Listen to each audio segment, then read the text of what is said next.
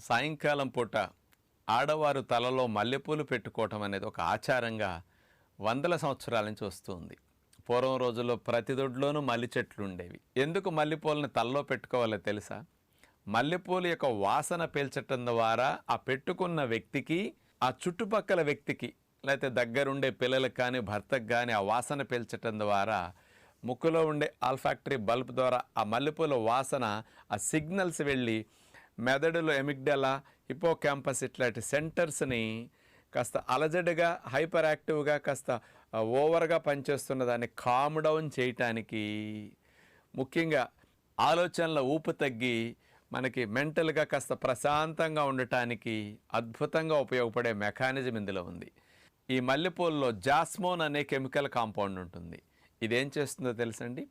dopamine అనే happy హార్మోన్ని, serotonin అనే happy hormone production